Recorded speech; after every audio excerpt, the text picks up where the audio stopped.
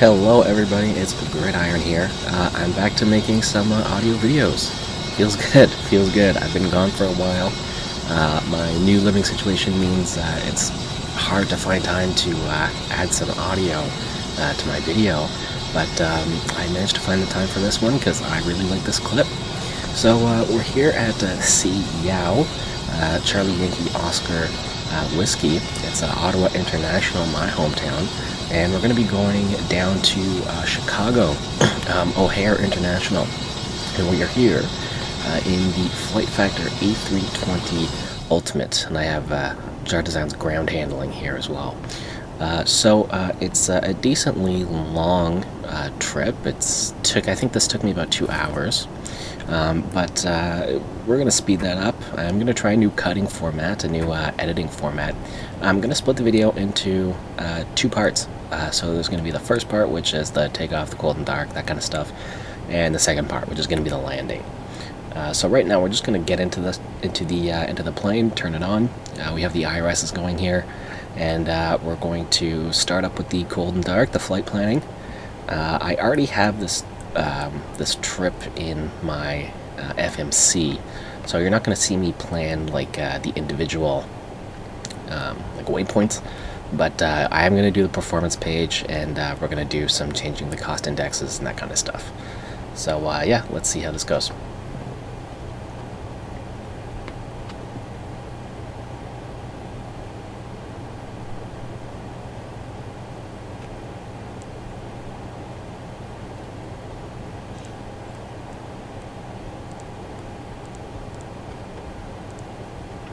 And there we go. Yeah, my MCDU already has that.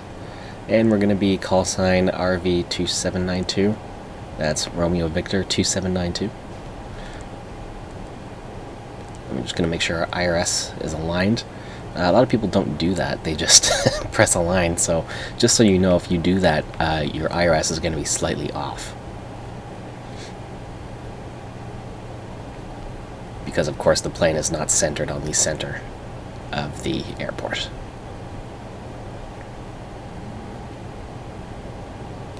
I'm going to take 7,500 tons, or kilograms of fuel, I should say. And it's probably not too popular a flight route, so we're not going to take a full flight. We're only going to take about 100 people.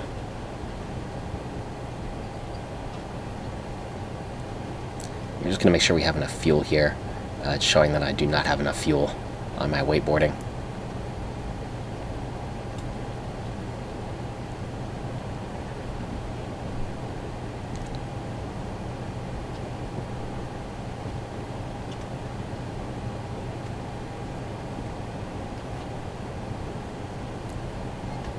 Yeah, and for some reason I think I forgot to press set or something like that, so it didn't take, and we're going to change the fuel here to be something a little bit more appropriate.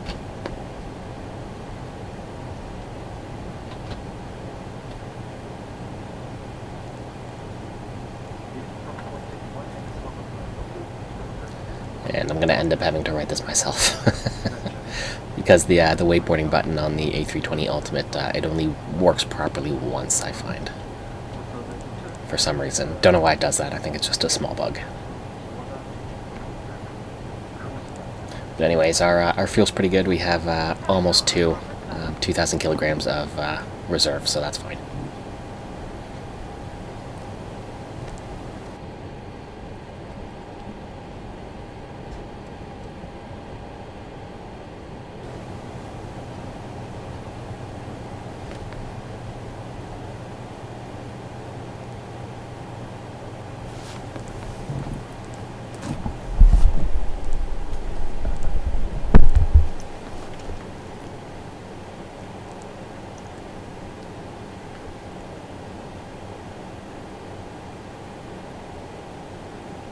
We're going to be transponder 2006.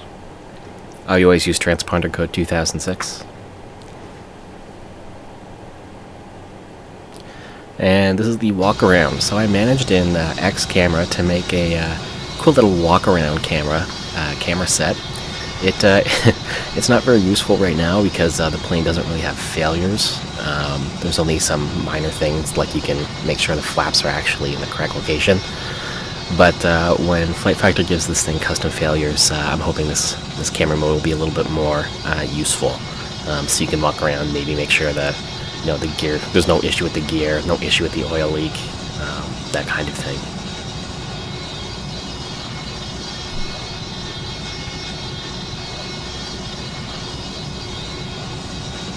But it's cool just to focus on the details.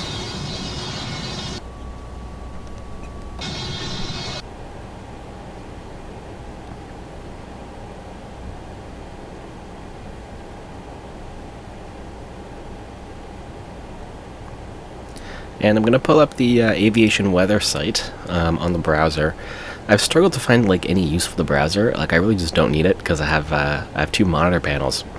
But I'm finding that putting the aviation weather on the browser is actually a little bit more immersive, and it's a little bit easier to use with my track IR, just to be able to look down and see the weather, as opposed to having to look over at my other 27-inch screen, which is actually quite a distance away. It's also bad for recording video because it makes my track IR just look at nothing basically for an extended period of time, which you guys don't want to look at. So.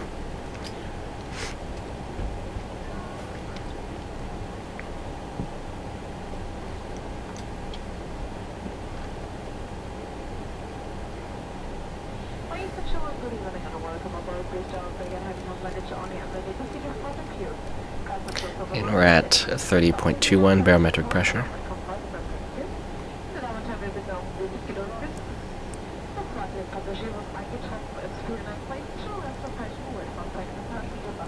And here we're just going to monitor the VOR for the airport, which is going to be of some importance later on when we do our takeoff.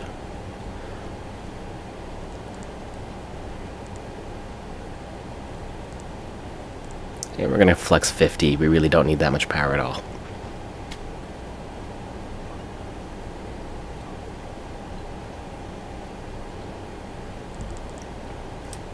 Save the maintenance on those engines.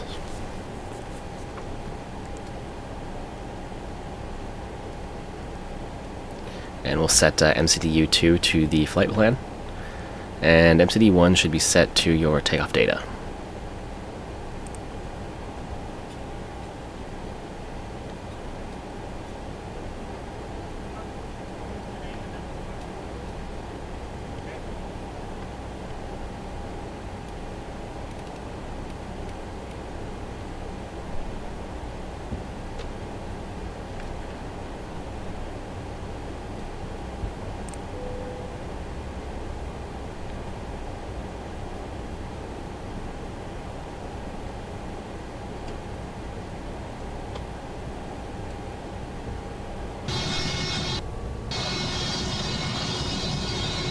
Okay, so we're gonna get rid of these vehicles.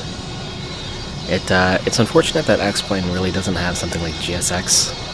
I'm a little bit jealous of P3D and GSX because it's a wonderful add-on, but it's unfortunate that X-Plane kind of has to make do with the jar design, ground handling, which is not at the same quality. Let's just say that. I'm actually kind of regretting buying it because there's not very many planes you can actually use it with properly. And then you have to press, hide all. They don't just drive away like in GSX, which would be so much better. And of course, a lot of planes come with their own sets. Like the Flight Factor here comes with, if you want to load it full of cargo, it comes with its own cargo loaders. And so you have to you have to add the cargo loaders on top of the other cargo loaders, which it's a mess. So GSX, if you guys want to port your stuff over to X-Plane, I would love that. I think a lot of people would love that. Customer number 1.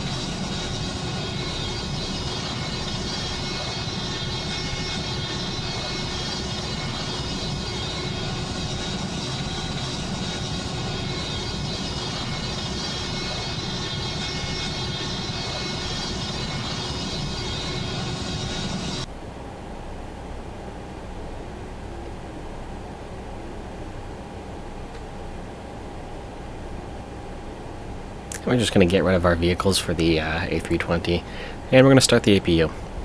So we're going to turn on the seatbelts. Going to make sure our beacon's on so the ground crew knows that the vehicle is no longer safe to approach.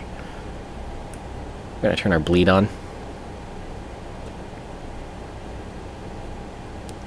It's giving me GPS primary there.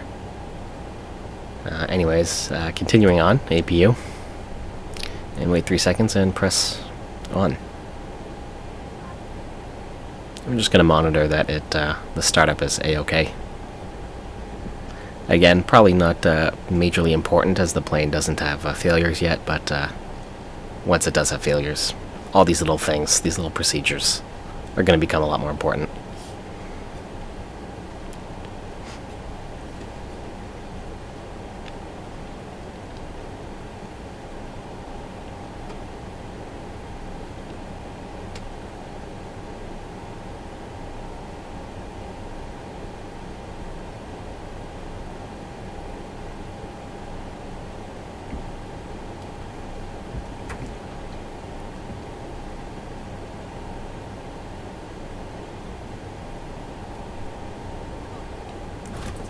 Okay, so we'll turn off the exterior power, and we'll get rid of these. Get rid of the air start unit and the GPU. And we're pretty much ready for pushback, so let's call our better pushback. Hey, Yeah, it's pretty much set up already, exactly the way I want to go. Great news, So we can just press Captain, your enter, tow's coming. and here he comes.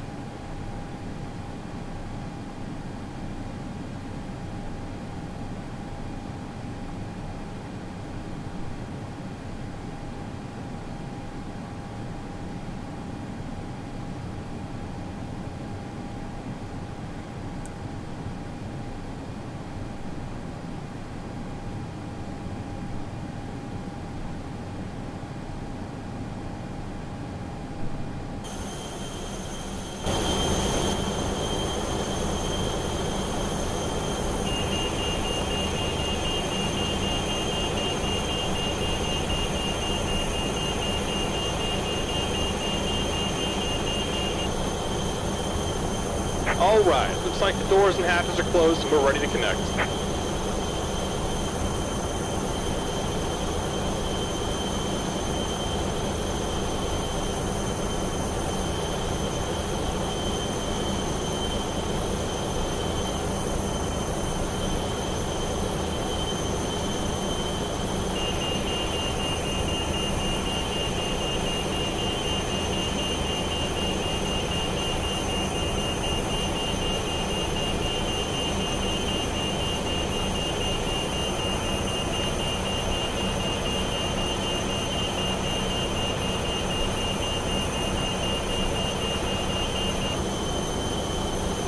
Welcome aboard, Captain. Tow's connected, bypass pins inserted. Go ahead and kill the parking brake when you're ready to go.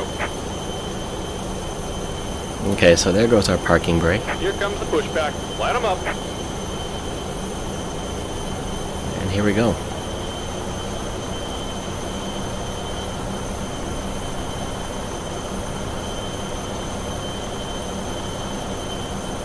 We're flying Air Canada Rouge today, by the way. I don't think I said that at the start of the video, but we are flying Air Canada Rouge.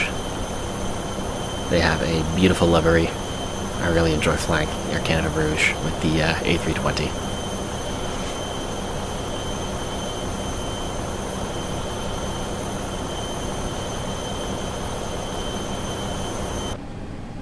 And I think Air Canada Rouge has 767s also, so I think you can pretty much get both the Flight Factor A320 and 767 and have a Rouge stable. So we're going to start the engines now, so we have our ignition switch, and we've just turned on engine number 1. So we're just going to wait until our N2 gets over 56, and we should hear the clunk. And when we hear the clunk, that means our generator has enabled. We're good to start engine number 2.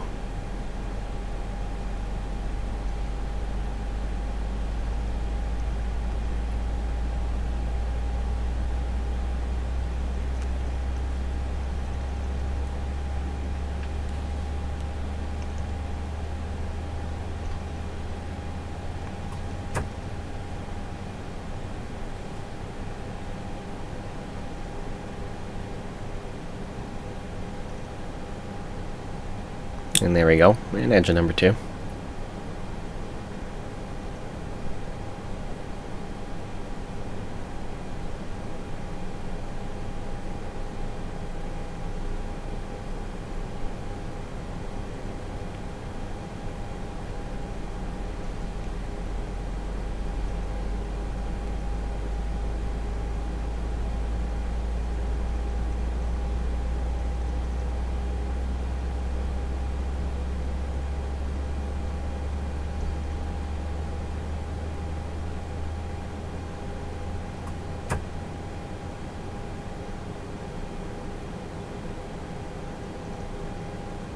Just about done here. Go ahead and set your Okay, parking so brake. our engines appear to be good to go. And we're disconnecting the tow. Give me just a So we'll moment. prepare to get rid of the pushback cart.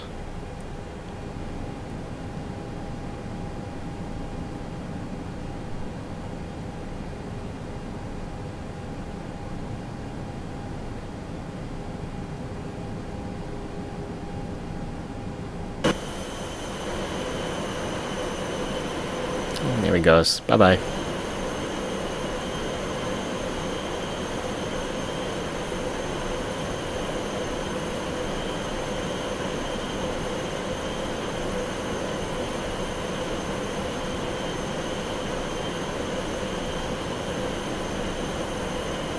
Kind of hangs around for a while. And we're disconnected. Signal and pin on the left. Take it easy and have a safe flight.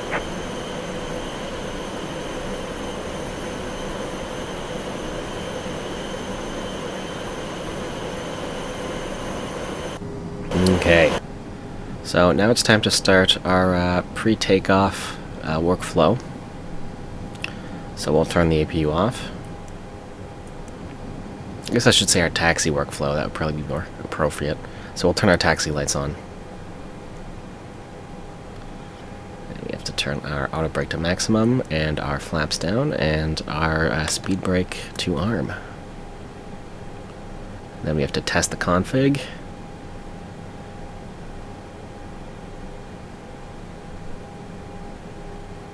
And don't forget to trim. I don't know about you guys, but I always forget to trim.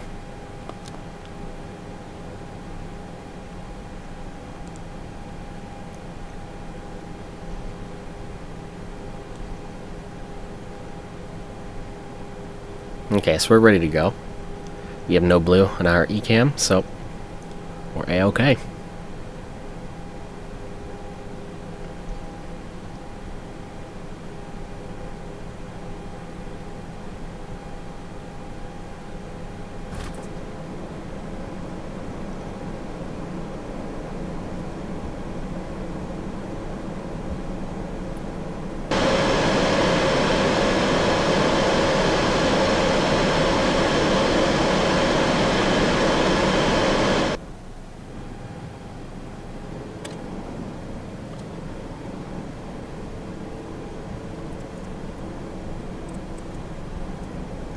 Okay, so my X-plane actually crashed shortly after that. So this is actually a taxi from another flight. So the time is going to be a little bit later, that's all. And obviously you saw me have to reset up the plane for taxi. So just to let you guys know that.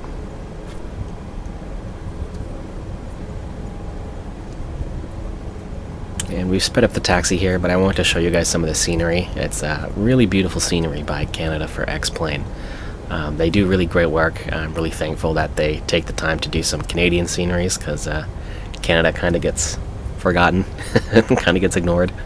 And they did my hometown too, so that's absolutely wonderful. And the scenery looks amazing. So if you guys have time, if you guys fly out of Canada, if you're like flying into Canada, I would definitely recommend checking out Canada for X-plane. Okay, so we have our Navigraph charts here.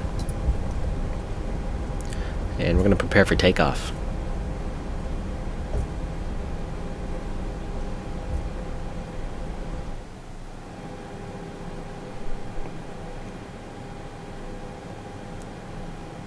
Okay, so we're going to turn all our lights on. And we're going to prepare the takeoff lights.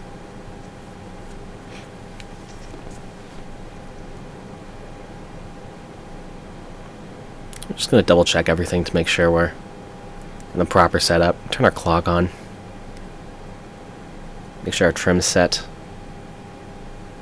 And our transponder, of course. And I think we should be good to go now.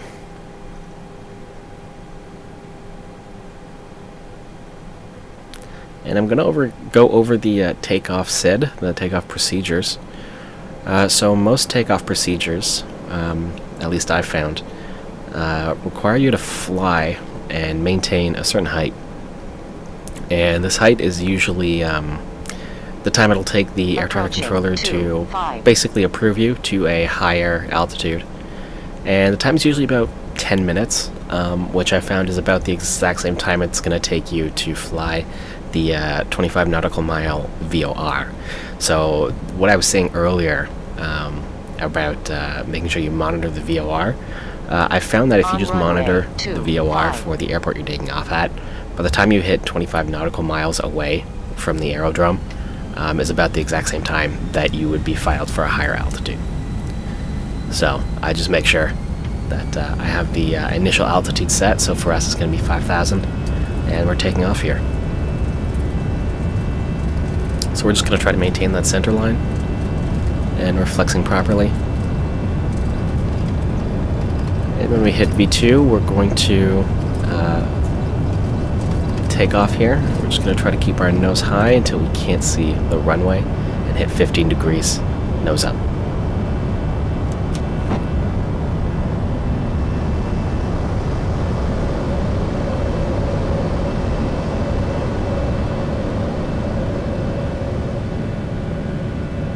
And that was a nice and smooth takeoff. And when we're above 400, we can turn on the autopilot.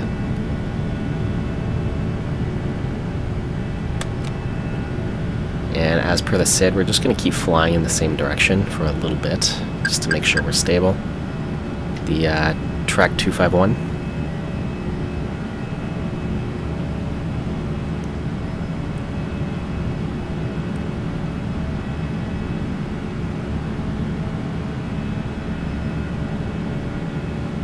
Normally we'd be assigned vectors, at least until we're over 1,000.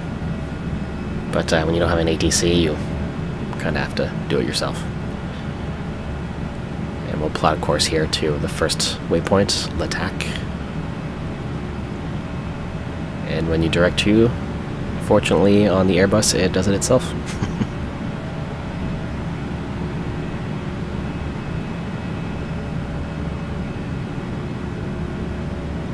That's why I love Airbus, it does a lot for you. Very smooth airplanes. I really wish we had a nice A330. I have the JAR A330, but I don't find it competitive, really. After you get the Flight Factor A320, not much next plane has to offer compares, especially in the Airbus stable.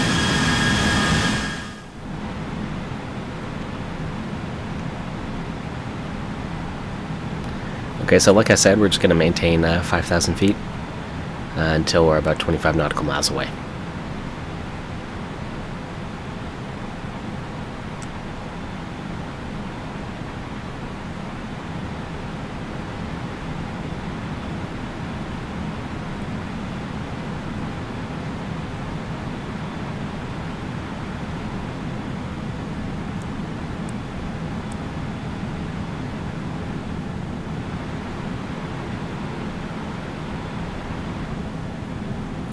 So guys, you can watch, or keep watching until I climb. We're going to climb to 30,000 feet, and like I said, I'm going to cut this video in two parts. So the first part is going to end fairly shortly after I start climbing. We're going to go to the passenger cam, and it should end around 35 minutes. If you guys were interested in the second part, you can watch the second part, which is going to consist of the descent procedures and the landing. But if you guys were interested in this video, thanks for watching. Like and subscribe. If you didn't like it, let me know why, and I'll try to improve. Okay? Thanks, guys. Enjoy.